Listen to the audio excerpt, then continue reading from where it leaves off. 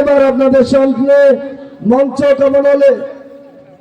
কামানো বক্তৃতা নিয়ে আসছেন, আপনারা দেখতে থাকেন ইনশাআল্লাহ। Now we are bringing a Nurani lecture in front of Rawdatul Atfal Nurani Division. Fourth grade student Limon, I request you to come to the stage.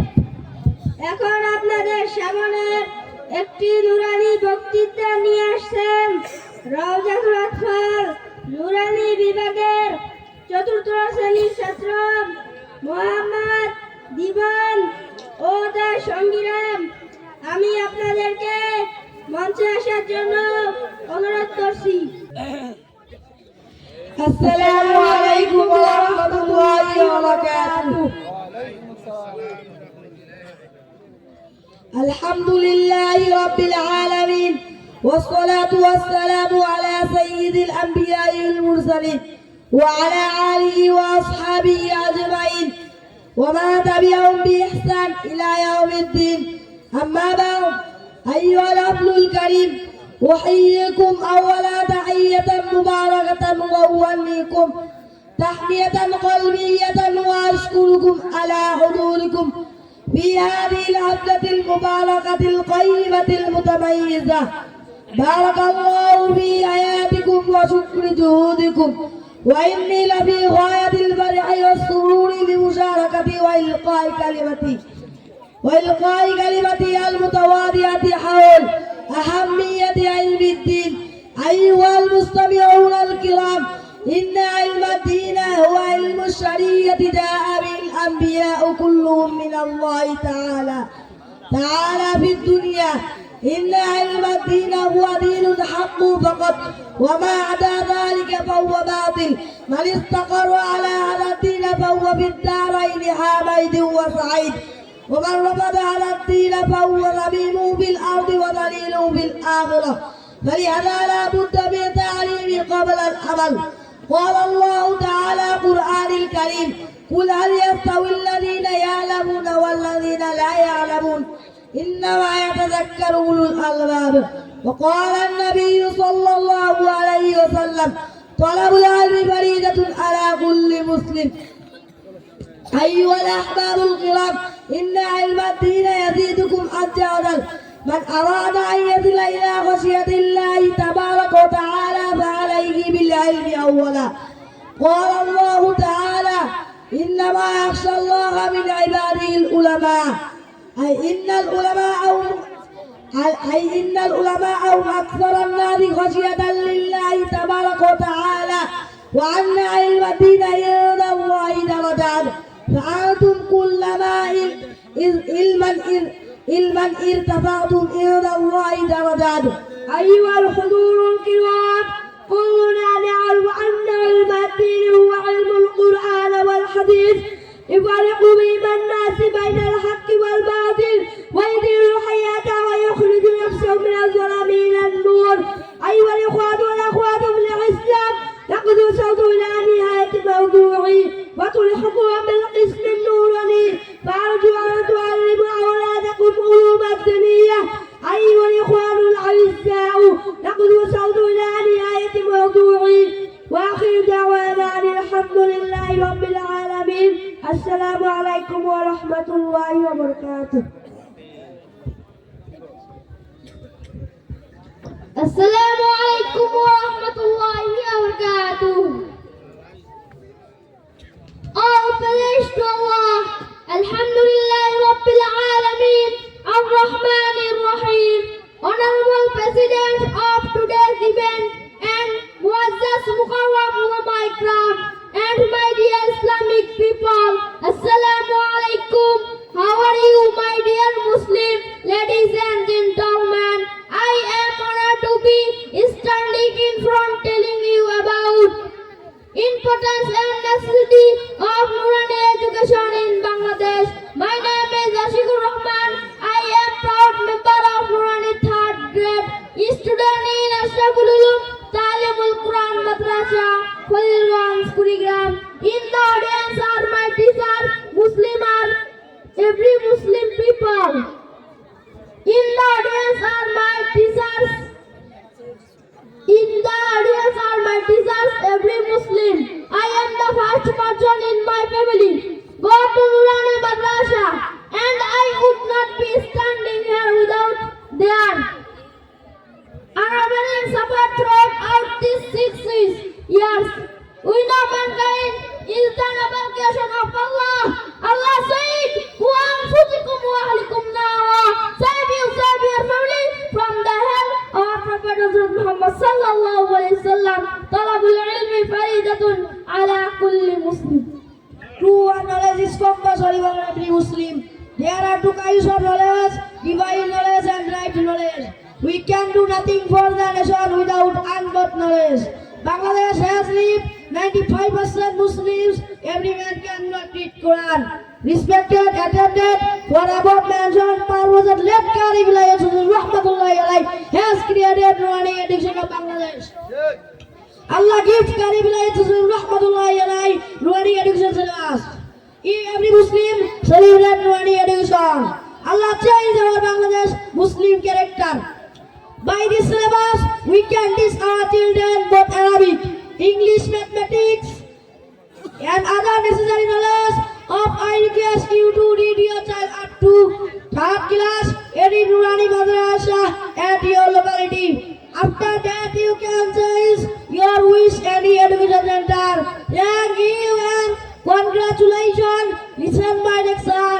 Assalamu alaikum wa rahmatullahi wa barakatuh.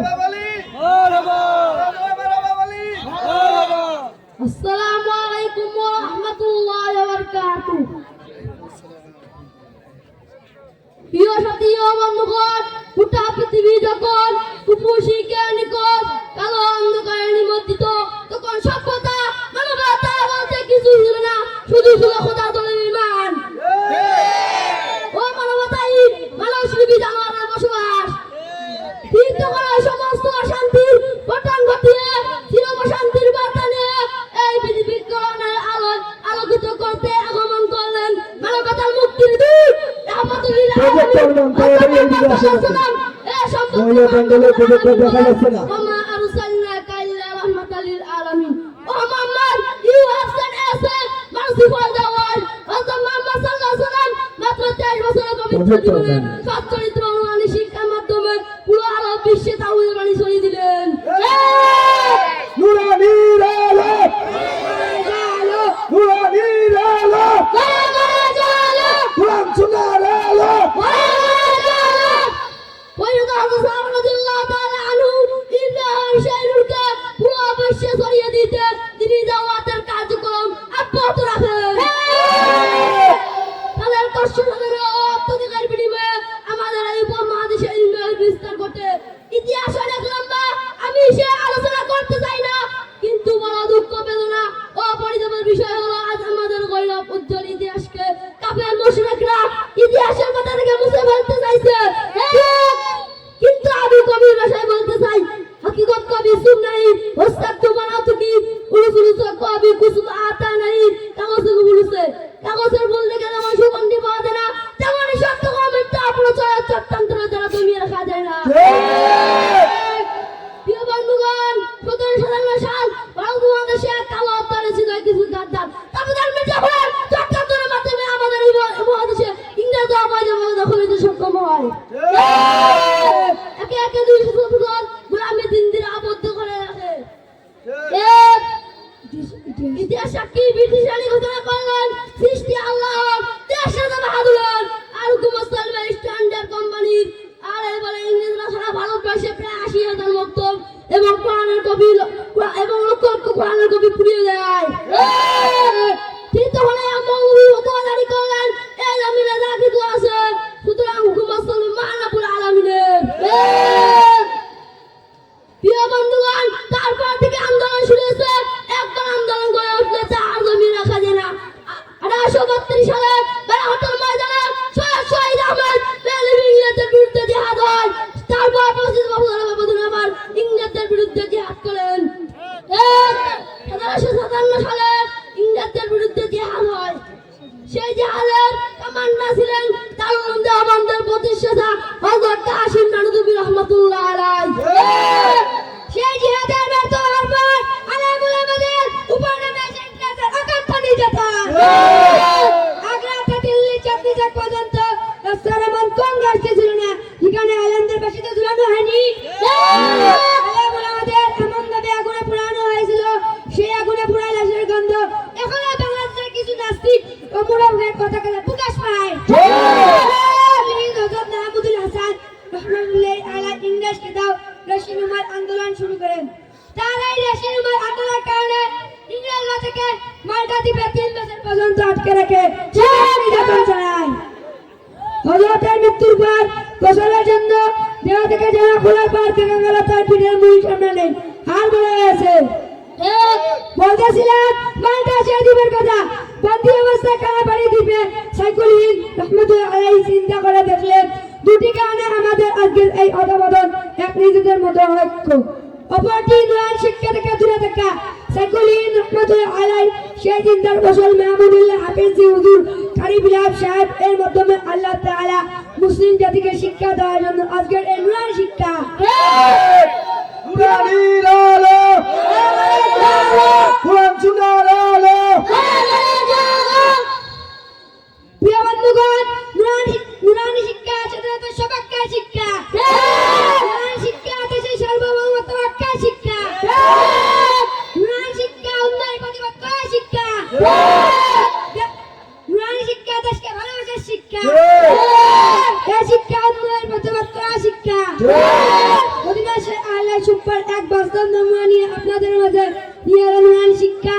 সর্বশেষ বলতে চাই, আপনার সন্তান মুসলিম জাতির এক আমানত স্বরূপ।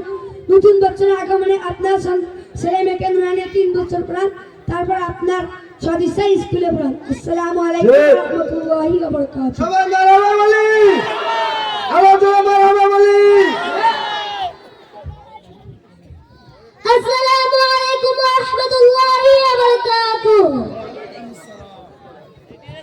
প্রিয় উপস্থিতি, আজ যখন আমরা প্রথম বছর ও ঘর বাড়ানো দিল্লিতে চলেছি, তখন উক্ত এই পৃথিবীকে সুস্থ করে তোলার জন্য সর্বগ্রাম পর্যন্ত যুবক যুবক সম্প্রদায়কে সফল ও সুস্থ করে তোলা। যার উত্তম মডেল ও নমুনা হলো হযরত রাসূল করিম সাল্লাল্লাহু আলাইহি সাল্লাম এর বিপমা জীবন আদর্শ। হযরত রাসূল করিম সাল্লাল্লাহু আলাইহি সাল্লাম এমন এক সমাজ ব্যবস্থাকে পরিবর্তন করতে সক্ষম হয়েছিল আজ থেকে 1400 বছর আগে, যখন গোটা পৃথিবীতে ছড়িয়ে পড়েছিল হত্যা, অনৈতিকতা, অরাজকতা, অস্থিরতা, বিয়াপনা, দাসপ্রথা, নারী নির্যাতন, কন্যা সন্তানকে জীবিত কবর দেওয়া, জুয়া খেলা, মদপান, দেব পূজা, ইন্দ্র পূজা, চক্রবৃদ্ধি, তন্ত্র সংঘাত, সন্ত্রাস, রক্তপাত তথা সর্বকার নির্লজ্জতা আর শান্তির চরম অবনতি, যাকে আমরা চার বর্বাদের যুগ বলে নুরানির আলো, নুরানির আলো, কোরআন সুন্নাহর আলো। যার করুণ নিঃশ্বাসী মনির গুণা বেশি রাখলো আজাদের বিদ্রোহ হওয়া তিনি পাবে মনুষ্যত্ব বিবর্জিত জাতির গ্লানি কর্মকাণ্ড অভিশপ্ত তখন অভিশপ্ত ইবলিসকে মানিছিল। এমন বিবিধ ক্রমায় তত্ত্ব সাক্ষাৎ বিশ্বের মূল পরিবর্তন সাধনের লক্ষ্যে নবুয়তের দ্বারা পরশুমধ্যে আগমন করেছিলেন। সর্বশ্রেষ্ঠ হলো প্রচুর লক্ষ্যে দুয়ালমা কাত্তাদের মদিনা বিশ্বনবী মুহাম্মদ সাল্লাল্লাহু আলাইহি সাল্লাম। হযরত মুহাম্মদ সাল্লাল্লাহু আলাইহি সাল্লাম মাত্র 23 বছর বয়সে একটি বর্বর নিগৃহীত ও নিবেশিত জাতির চরিত্রকে সর্বোচ্চ করে তিনি পৌঁছে দিয়েছিলেন। উপস্থিতি, কোন সে জানকারী, কোন সে আলোর শক্তি, সে জানকারী জাদুর বলে, সে আলোর শক্তি জাদুর স্পর্শে অসাধারণকে সাধন করে তুলেছেন। হ্যাঁ, সে জানকারী নাম, সে আলোর শক্তি নাম মহাগ্রন্থ আল কুরআন ও সুন্নাত রাসূলুল্লাহ সাল্লাল্লাহু আলাইহি সাল্লাম। রাসূল করিম সাল্লাল্লাহু আলাইহি সাল্লাম স্পষ্ট ভাষায় ঘোষণা করেছিলেন, যতদিন পর্যন্ত তোমরা পবিত্র কুরআন ও হাদিসকে সত্যভাবে ধারণ করবে, ততদিন পর্যন্ত পৃথিবীর কোনো কড়া শক্তি তোমাদেরকে বিভ্রান্ত করতে পারবে না। পৃথিবীর কোনো কড়া শক্তি তোমাদেরকে বিভাজিত করতে পারবে না। সেই ইনার গুণান্দনার দ্বারা নিয়ে হযরত কারি বিলাদ আকাবিজি রাহমাতুল্লাহ আলাইহি এর নিয়ে আপনাদের সমাজের মাঝে নুরানি দ্বারা আজকে শিশুদের ভবিষ্যৎ এখনো সময় আপনাদের সন্তানকে নিয়ে সঠিক ভাবনার আর কথা বলে আমি আমার বক্তব্য এখানে শেষ করছি। আসসালামু আলাইকুম ওয়া রাহমাতুল্লাহি ওয়া বারাকাতুহু। وبركاته.